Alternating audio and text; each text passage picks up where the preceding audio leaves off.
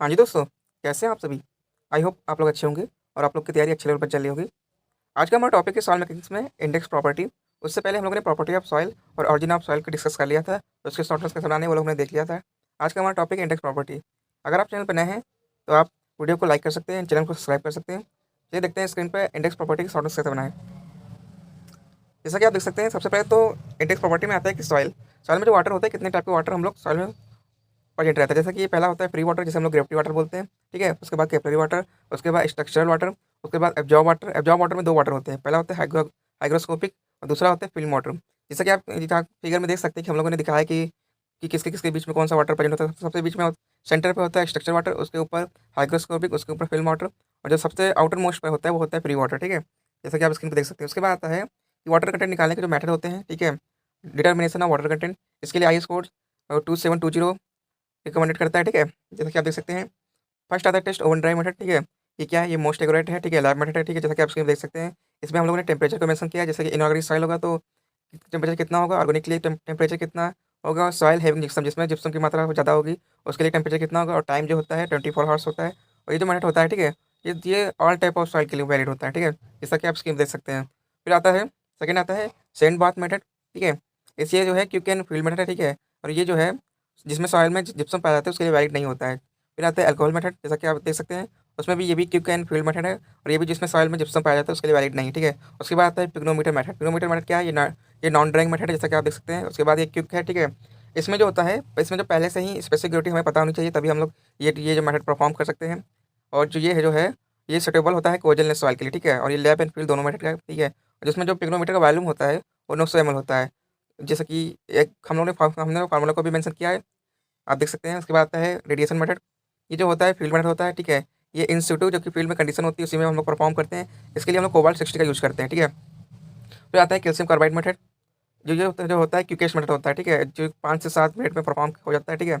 और जो ये भी नॉन ड्राइंग मेथड है, और जिसमें जो सैंपल लेते हैं सॉइल का वो 4 से 6 ग्राम सैंपल लेते हैं, ठीक है। फिर आता है टॉर्सनल बैलेंस मेथड, ठीक है। इसे हम लोग इन्फ्रारेड मेथड भी कहते हैं, जो कि इसमें होता क्या है, इसमें ड्राइंग और वेजिंग जो होता है वो साथ साथ साथ कर लिया जाता है, ठीक है।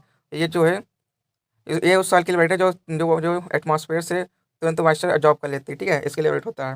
फिर आता है डिटर्मिनेशन ऑफ स्पेसिफिक ग्रेविटी। इसके लिए 3 मेथड हम लोग ने देखे हैं, ठीक है। जैसे कि ये पहला आता है पिग्नोमीटर मेथड, दूसरा आता है फ्लाक्स मेथड, तीसरा आता है डेंसिटी बॉर्डर मेथड, ठीक है। जो पिग्नोमीटर और फ्लाक्स मेथड होता है, ठीक है, वो कोर्स ग्रेन सॉइल के लिए होता है सिर्फ, ठीक है। और जिसको जो डेंसिटी बॉर्डर मेथड होता है ये बोथ सॉइल के लिए होता है, कोर्स ग्रेन सॉइल और फाइन ग्रेन सॉइल दोनों के लिए होता है, ठीक है। पिग्नोमीटर का जो वॉल्यूम होता है 900 ml होता है, और फ्लाक्स का जो वॉल्यूम होता है 500 ml होता है, और जो डेंसिटी का जो वॉल्यूम होता है वो 50 ml होता है, जैसा कि आप स्क्रीन पर देख सकते हैं, ठीक है। तो ये जो जो डेंसिटी वाला मेथड होता है, ठीक है, वो मोस्ट एक्यूरेट होता है, और इसमें जो है केरोसिन ऑयल यूज कर सकते हैं, ठीक है। फिर उसके बाद आता है डिटर्मिनेशन ऑफ यूनिट वेट। इसके लिए 4 मेथड दिए गए हैं, जैसे कि पहला आता है वाटर रिप्लेसमेंट मेथड, जो कि कोहेसिव सॉइल के लिए होता है, जो हाईली स्टिकी होती है, ठीक है। और सबमर्ज रिप्लेसमेंट मेथड, ये भी कोहेसिव सॉइल के लिए होता है, ठीक है। कोर कटर मेथड, ये भी कोहेसिव सॉइल के लिए होता है। उसके बाद आता है सैंड रिप्लेसमेंट मेथड, ये हार्ड और ग्रेवली सॉइल के लिए होता है। जैसा कि आप स्क्रीन देख सकते हैं, आप इस तरीके से सॉइल के जो टेस्ट परफॉर्म किए जाते हैं, जैसे वाटर कंटेंट निकालने के लिए या फिर स्पेस सिक्योरिटी या फिर यूनिट वेट के लिए, आप इस तरीके से शॉर्ट नोट्स को बना सकते हैं, ठीक है। फिर चलते हैं नेक्स्ट स्लाइड पे। फिर आता है पार्टिकल साइज डिस्ट्रीब्यूशन। तो पार्टिकल साइज डिस्ट्रीब्यूशन में हम लोग को दो टाइप पे पहले क्लासिफाई करते हैं। पहला आता है सी एनालिसिस, दूसरा आता है सेडिमेंटेशन एनालिसिस, ठीक है। सी एनालिसिस में भी हम लोग फर्दर दो पार्ट में डिवाइड करते हैं। पहला आता है कोर्स ग्रेन, ठीक है, दूसरा आता है फाइन ग्रेन। फाइन ग्रेन को भी दो पार्ट में डिवाइड करते हैं, पहला आता है वेट कंडीशन में, दूसरा आता है ड्राई कंडीशन में। उधर बात की जाए अगर सेडिमेंटेशन एनालिसिस को, इसको हम लोग दो दो तरीके से परफॉर्म करते हैं। पहले आता है पिपेट मेथड, दूसरा आता है हाइड्रोमीटर मेथड, ठीक है। आप इसकी देख सकते हैं। फिर आता है अगर डिस्कस किया जाए सी एनालिसिस का, जिसके लिए IS 460 रिकमेंड करता है, ठीक है। और जो इसका जो साइज होता है वो 75 माइक्रॉन से 80 माइक्रॉन के लिए वाइड होता है, ठीक है। जो इसमें जो सीव होती है उसको जो है साइज ऑफ स्क्वायर ओपनिंग से या फिर number of opening in 1 inch में मतलब कि इसको दर्शाया जाता है, ठीक है। जैसा कि आप इसमें देख सकते हैं। इसमें आता है कोसक्रेन एनालिसिस। कोसक्रेन एनालिसिस की जो सीव में यूज की जाती है, इसका साइज जो है वो मेंशन किया गया है, जैसे कि आप देख सकते हैं 80 mm, 40 mm, 20 mm, 10 mm, 4.75 mm, ठीक है। उसके बाद फाइन सीव एनालिसिस में 2 mm, ठीक है, 1 mm। उसके बाद 600 micron, 425 micron, 212 micron, 150 micron, 75 micron, आप स्क्रीन देख सकते हैं। उसके बाद आता है सेडिमेंटेशन एनालिसिस, ठीक है। ये किसके लिए, ये कहाँ तक की वैलिड है? 0.2 माइक्रॉन से 75 माइक्रॉन के लिए वैलिड है, ठीक है। ये किसके पे, ये जो होता है स्टोक लॉ पे बेस्ड होता है, ठीक है। इसके आप देख सकते हैं। फिर जो स्टोक लॉ में जो लिमिटेशन हम लोग को ली जाती है, ठीक है, वो मेंशन किया है। पहला तो होता है कि इसको जो है स्पेरिकल पार्टिकल एज्यूम करते हैं, ठीक है। और जो सेटलमेंट की डेप्थ होती है उसे इनफाइनाइट माना जाता है, ठीक है। और जो ये जो स्टोक लॉ वैलिड होता है 0.2 माइक्रॉन से 200 माइक्रॉन तक वैलिड होता है, ठीक है। जैसे कि आप देख सकते हैं स्क्रीन पे। उसके बाद आता है एज्यूम सरफेस। जो इसमें जो सरफेस माना जाता है वो फ्रैक्शनलेस माना जाता है, जो किया जाता है, ठीक है। इसके लिए एक फॉर्मूला भी मेंशन किया गया है जो सेटिंग वेलोसिटी निकालने के लिए यूज किया जाता है, ठीक है।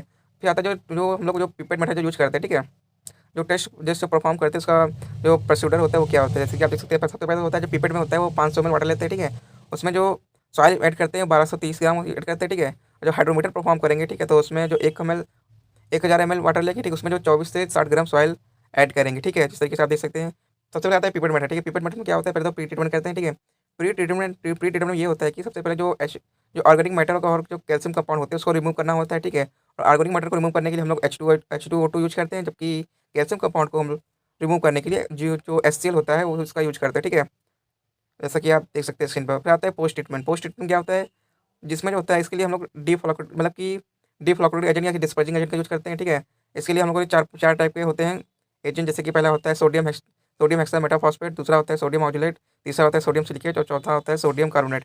तो जो एक फार्मूला मेंशन किया गया जिसके हम लोग साइज को निकाल सकते हैं, ठीक है। फिर आता है हाइड्रोमीटर मेथड, ठीक है, इससे हम लोग क्या करते हैं, इससे हम लोग जो होता है स्पेसिफिक ग्रेविटी या फिर डेंसिटी निकालने के लिए यूज करते हैं, ठीक है। फिर आता है करेक्शन। हाइड्रोमीटर करेक्शन में पहला आता है डिस्पर्जिंग एजेंट और उसका जो करेक्शन होता है नेगेटिव होता है, ठीक है। मिल्स का करेक्शन जो होता है उसका पॉजिटिव होता है और टेम्परेचर का होता है बोथ होता है, नेगेटिव पॉजिटिव दोनों। अगर बात की कंपोजिट करेक्शन की तो इसका फॉर्मूला हम लोगों ने मेंशन कर दिया, ठीक है, जैसा कि आप देख सकते हैं। चलते हैं नेक्स्ट स्लाइड पे। फिर आता है पीएचडी कर्व, ठीक है। पीएचडी कर्व ये सबसे पहले तो किसके बीच बनता है, ये बनता है final percentage versus charge particle जो कि लॉग स्केल पे होता है, ठीक है। फिर आती इसे हम लोग सेमी लॉग ग्राफ बोलते हैं, ठीक है, जैसे आप देख सकते हैं स्क्रीन पे। ओके, सेमी लॉग ग्राफ होता है और ये होता है फाइनल परसेंटेज और चार्ज पार्टिकल के बीच में बनता है, ठीक है, जैसे कि आप देख सकते हैं। एक हम लोगों ने ग्राफ बनाया है, ठीक है। जो पहला जो ग्राफ है जो कि नंबर 1 से डिनोट किया गया है वो अच्छा होता है वेल ग्रेडेड सॉइल का है, ठीक है। दूसरा जो है वो गैप ग्रेडेड का है, तीसरा जो है वो यूनिफॉर्मली ग्रेडेड सॉइल का है, ठीक है। फिर आता है एक और हम लोगों ने फिगर बनाया, जैसे आप देख सकते हैं। इसमें जो साइज है D10 D30 D60 का जो परसेंटेज है फाइनल परसेंट 10% 30% और 60% है, जैसा कि ग्राफ में दिखाया गया है, ठीक है। और जो फिर आता है यूनिफॉर्मिटी कोएफिशिएंट, ठीक है। यूनिफॉर्मिटी कोएफिशिएंट जो होता है, ठीक है, वो जो है जो पार्टिकल साइज की रेंज को डिफाइन करता है, ठीक है, कि इस रेंज के अंदर इतने साइज के पार्टिकल प्रेजेंट है, जैसा कि आप देख सकते हैं स्क्रीन पर, ठीक है। जो इसका फार्मूला होता है CU = D60/D10, ठीक है। ये जो होता है रेशियो का रेशियो होता है वो D60 और D10 का रेशियो होता है, ठीक है। उसके बाद जो वैल्यू दी गई कुछ वैल्यू, जैसे कि अगर CU की वैल्यू 4 से ज़्यादा होगी तो वो वेल ग्रेडेड ग्रेवल होगा, ठीक है। और CB की वैल्यू अगर 6 से ज़्यादा होगी तो वो वेल ग्रेडेड सैंड होगा, जैसा कि आप देख सकते हैं, ठीक है। अगर 1 की तरफ जाएगा तो ये पूर्वली यूनिफॉर्मली ग्रेडेड की तरफ शिफ्ट होगा सॉइल, ठीक है। फिर आता है coefficient of curvature. Coefficient of curvature ये किसके बारे में बताता है, ये बताता है शेप ऑफ पीएचडी कर्व, ठीक है। इससे पीएचडी कर्व का शेप कैसा होगा वो बताएगा कोएफिशिएंट ऑफ कर्वेचर, ठीक है। इसका फॉर्मूला अभी हम लोगों ने मेंशन किया है D30 का स्क्वायर बाई D60 × D10, ठीक है, जैसा कि आप देख सकते हैं स्क्रीन पे। इसकी भी वैल्यू डिफाइन की गई है कि अगर वैल्यू 1 से 3 होगी तो वो वेल ग्रेडेड सॉइल होगी, ठीक है।